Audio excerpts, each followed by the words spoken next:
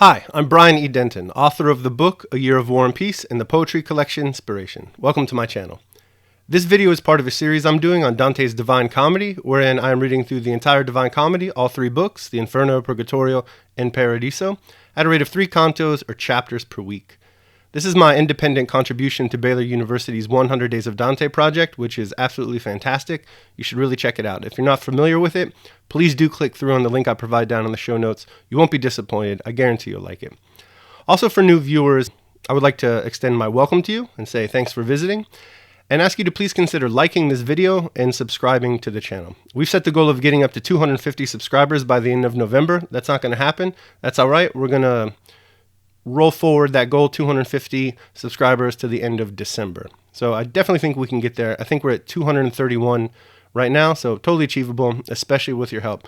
So I thank you in advance for that. Also, for new listeners, you'll notice in these videos that there's a certain organization that we follow.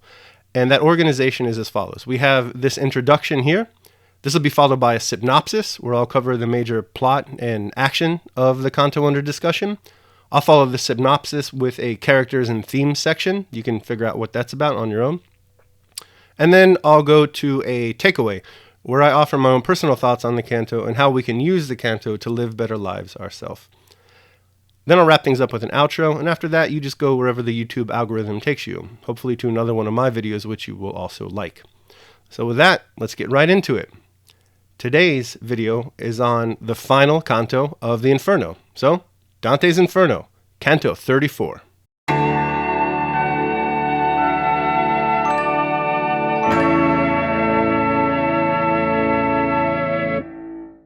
We open with Virgil inviting Dante the Pilgrim and the reader to look out and to contemplate the inner circle of Cocytus. Dante the poet describes what Dante the Pilgrim sees there as like a mill seen through an intense fog or through twilight.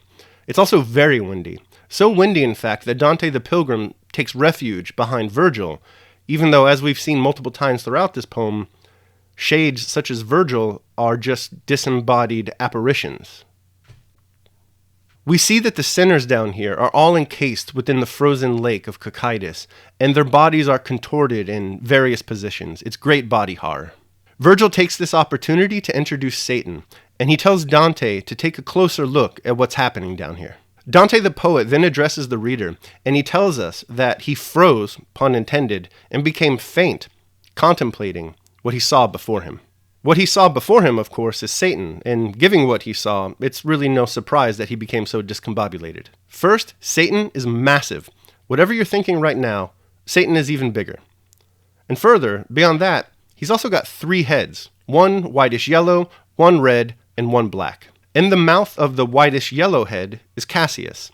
In the red, Judas. Brutus is in the black head, and he's chewing on all of them. Finally, Satan has these 6 massive black wings, and they're flapping, and they're blowing the freezing cold air, which keeps Cocytus' lake frozen stiff. Oh, and there's also just bloody tears dripping down his face. Nice. Virgil tells Dante the Pilgrim that it's time to get going. And so, Dante somehow grabs on to this ghost-like apparition, and the two of them essentially turn themselves upside down. And the reason they do this is because they're going to emerge from hell into purgatory. And the reason they need to turn themselves upside down, right, is because consider like they're crossing the equatorial line. So they would be upside down when they cross that line. So they have to turn themselves upside down in hell to emerge right side up in purgatory. And in fact, when they get to purgatory and they look back, they see Satan's legs sticking up out of the ground and kicking into the air. Dante asks Virgil some questions about what just happened. Naturally, that's a pretty odd thing to have happened, and he doesn't quite understand it. Virgil explains everything, and then we're in purgatory, everyone.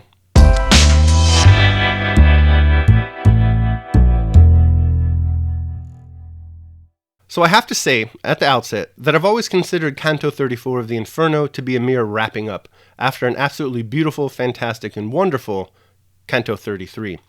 And honestly, in my opinion, on this reading, I really haven't changed my mind much at all. That said, there are some interesting things that I did read in the English commentaries this time. All this is to say that in this particular video, it's not going to be one of the best in the series. It's not that I don't like this canto, I do, It's just that there's not really that much to talk about, in my opinion. The first thing to note is Virgil's announcement of Satan. He uses a famous 5th century Latin hymn, and he adds Inferno to the end of it. This hymn is processional in nature, and it's traditionally used in the divine office between Passion Sunday and Maundy Thursday. And note that the versicle in response in the divine office reads, "Rescue me, O Lord, from the evil man. Rescue me from this iniquitous leader." And that's totally fitting, right? Given that we're dealing with Satan in this canto. The intentional precision here, the instructional poetic architecture, and the allusion to the divine office, it really reminds me of the beautiful exactness of the Christian calendar and its lectionary and its liturgy. Truly wonderful and worthy of study even if you're not a Christian. Seriously, recommended. Learn something about the Christian calendar. The next thing to note is that this is the part of Cocytus where those who betrayed their benefactors or masters are punished. That's why it's called Judica. It's named after Judas Iscariot, the betrayer of Jesus. What's most interesting in this canto, to me anyway, is the theme of body positioning.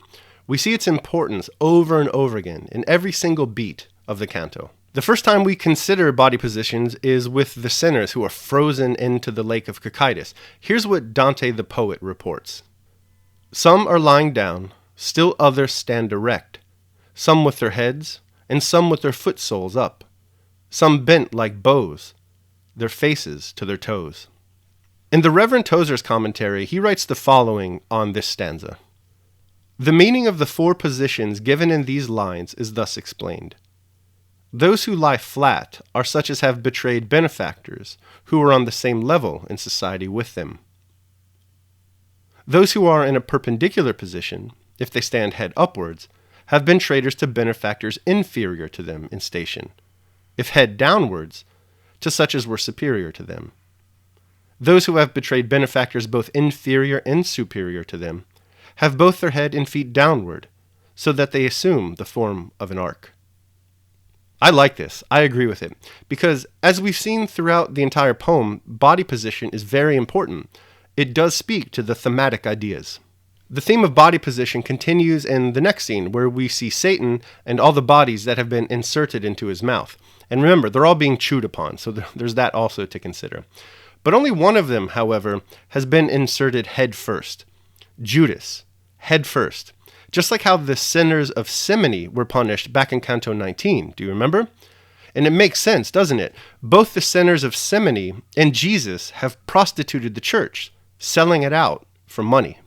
The final body positioning occurs in lines 71 through 80, where Dante and Virgil have to reposition themselves to emerge from hell into purgatory.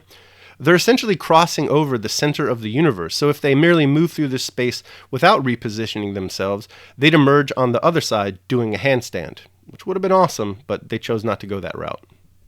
As you think about this scene, though, recall my idea about the gut being associated in this poem with instinct and our base, animal, and sinful nature, and our head being associated with the mind and spirit and reason. We said that so far, while in hell, it is our gut that has been raised above our head, as we see here if we take the proper orientation to be that of the earthly plane of purgatory. The gut is above the head. Our instincts are above our reason. But once we move out of hell with our heads above our gut, we see that our spirit and our mind and our reason has been elevated above our gut instincts and base animal natures. And this is all happening as we move to heaven. So in order to get to heaven, what Dante seems to be implying is that we need to liberate ourselves rather from our base animal instincts by using our God-given spirit and mind and reason. It's only when our godly spirit has conquered our base animal instincts and our passions that we're able to remove ourselves from the clutches of hell and look upwards, as Dante does at the end of his poem, towards the stars.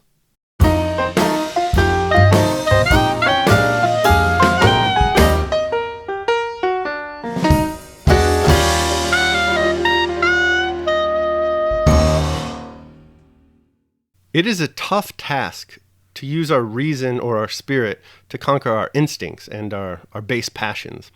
Frankly, I'm not even fully convinced that most of us can even accomplish this at all.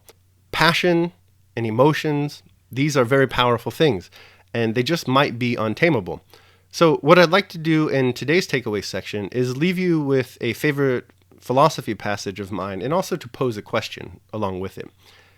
And that question is, do you agree with Dante that reason can conquer passion?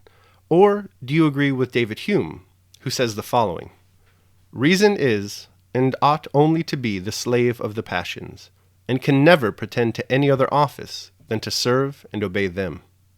Alright, that concludes my video for Canto 34 of Dante's Inferno, the concluding canto of the entire poem. So we did it, we made it out of hell, and we're on our way to paradise, with just a quick jaunt through purgatory first.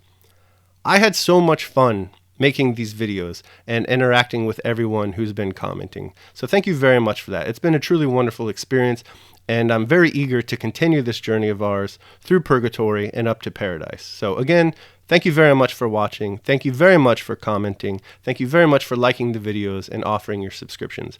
And to any viewers in the future who may be watching this, please feel free to comment and let me know what you think. I'm assuming YouTube's going to be around for a while, and I'm always game to discuss Dante. Always. Now, I got a little bit behind schedule with the Thanksgiving holiday, but I'm going to get caught up. And then we'll go right back to the Monday, Wednesday, and Friday schedule. Hopefully. We'll see. But until then, take care of yourselves and others.